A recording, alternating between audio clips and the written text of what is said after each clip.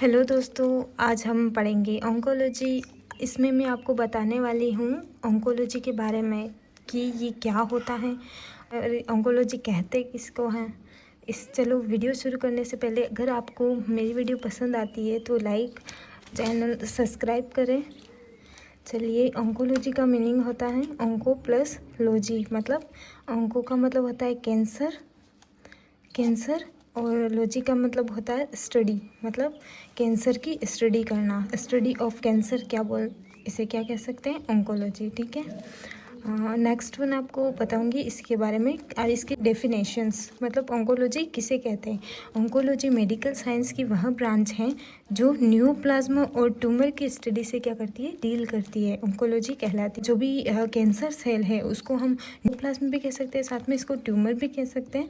तो इसके बारे में बोला है कि ऑन्कोलॉजी मेडिकल साइंस, हमारा जो मेडिकल साइंस है ना, उसकी वह ब्रांच है जो न्यूप्लाज्म और ट्यूमर के स्टडी से क्या करती है, डील करती है। उसे हम ऑन्कोलॉजी कहते हैं। मतलब मैं आपको बताऊंगी कि जो बॉडी की जो नॉर्मल सेल होती है ना, जब वो क्या करती है, अबनॉर्मल कंडीशन में होती है, जिसमें बॉडी के सेल्स अबनॉर्मल, अनकोऑर्डिनेटेड और अनकंट्रोल रूप से क्या करती है, एक्सेसिव ग्रोथ करेगी, उसको क्या हम बोलेंगे, कैंसर। ठीक है।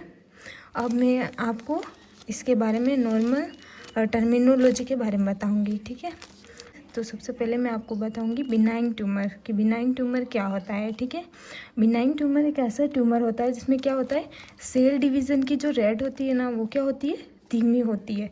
और देन इसमें क्या होता है, मेटास्टेसिस क्या होता है, एब्सेंट होता है। फिर हम पढ़ेंगे नेक्स्ट वन मेलिग्नेंट ट्यूमर, कि ये मेलिग्नेंट ट्यूमर क्या होता है। मेलिग्नेंट ट्यूमर ये होता है कि जिसमें ना सेल की जो डिवीज़न रेट है ना, वो बढ़ी हुई होती है। देन जो मेटास्टेसिस होता है इसमें क्या होगा, प्रेजेंट होगा। अब मैं ये बताऊंगी कि मेटास्टेसिस मतलब नेक्स्ट वन हमारी टर्मिनोलॉजी है मेटास्टेसिस। मेटास्टेसिस होता क्या है, तो जब कोई भी कैंसर सेल होती है, उसकी स्टार्टिंग फेस होती है, मतलब जो इसका जो मान ले उत्पत्ति स्थल बोल सकते हैं, वो होता है ना, वहाँ से अगर वो सेल किसी दूसरे पार्ट में क्या करती है, स्प्रेड होती है, तो उसको बोलेंगे मेटास्टेसिस। ठीक है। देन वन उसके बाद में हम पढ़ेंगे कार्सिनोजन। कार्सिनोजन मतलब कार्सिनोजन वे पदार्थ होते हैं जो कैंसर उत्पन्न करने की क्षमता रखते हैं। जैसे इसके बारे में हम पढ़ सकते हैं biological carcinogen, physical carcinogen, chemical carcinogen हो सकते हैं, जो क्या करते हैं, कैंसर को बढ़ावा दे सकते हैं। ठीक है। फिर नेक्स्ट वन में है हाइपरट्रॉफी। हाइपरट्रॉफी का मतलब होता है कि सेल की साइज़ बढ़ जाती है। ठीक है। जो कैंसर सेल है ना, उसकी साइज़ क्या होगी, बढ़ जाएगी। नेक्स्ट वन इसमें है हाइपरप्लेजिया। हाइपरप्लेजिया का मतलब है जो कैंसर सेल है ना, वो उसकी क्या होगी, संख्या में वृद्धि हो जाएगी, मतलब कैंसर सेल की संख्या बढ़ जाएगी। ठीक है। नेक्स्ट वन आता है रेडियोथेरेपी। अब रेडियोथेरेपी क्या होता है, रेडियोथेरेपी विच मीन्स होता है कि जो कैंसर सेल होती है उसको हम नष्ट करने या उसको रोकने के लिए क्या करेंगे, आयोजनाइन रेडिएशन थेरेपी का यूज़ करेंगे, उसको बोलते हैं रेडियोथेरेपी। ठीक है। नेक्स्ट वन है इसमें कीमोथेरेपी। कीमोथेरेपी के बारे में बताऊंगी। कीमोथेरेपी का मतलब होता है कि जो कैंसर सेल हैं उसकी रेट, उसकी जो ग्रोथ है, उसको रोकने के लिए हम क्या करेंगे, कीमोथेरेपी देंगे नॉर्मल पेशेंट को। नेक्स्ट वन आपको बताऊंगी इसमें कि जो कैंसर है, किसी पेशेंट को अगर कैंसर है तो हम कैसे डिफाइन कर सकते हैं, या नॉर्मल कौन से साइन है जिसके द्वारा हम पता लगा सकते हैं कि उस इंसान को कैंसर है। इसके लिए डायग्नोसिस में हम इन वार्निंग साइन को देखते हैं। ठीक है।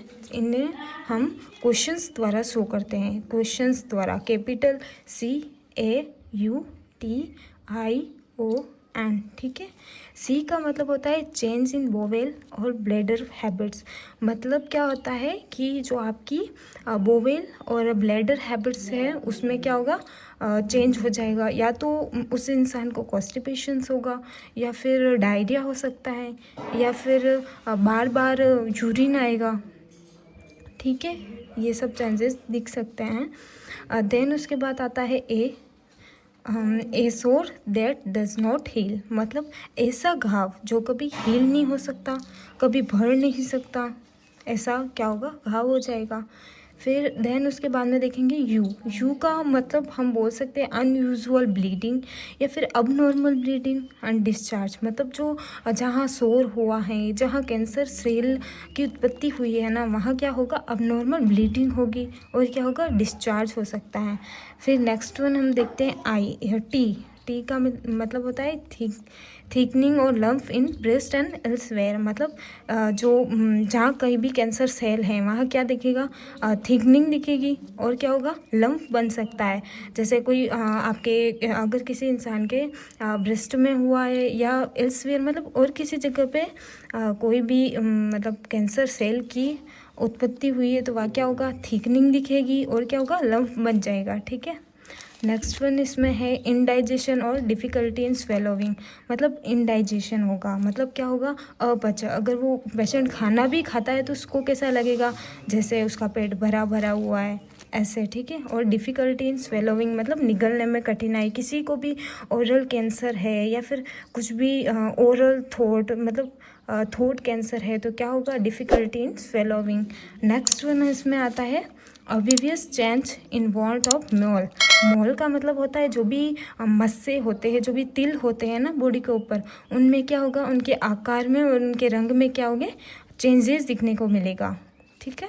नेक्स्ट वन इसमें आएगा एन का देखेंगे नेगिंग, कफ और हॉर्सीनेस, मतलब जो आपको लंबे समय से क्या दिखेगी, खांसी कफ हो सकता है और क्या होगी, आपका जो आवाज़ होती है ना उसमें भारीपन हो सकता है, बोलने में कठिनाई हो सकती है। ये सब क्या, इनके द्वारा हम क्या शो कर सकते हैं कि उस इंसान को क्या हो सकता है, कैंसर हो सकता है। यही वार्निंग साइन ऑफ कैंसर कहलाते हैं।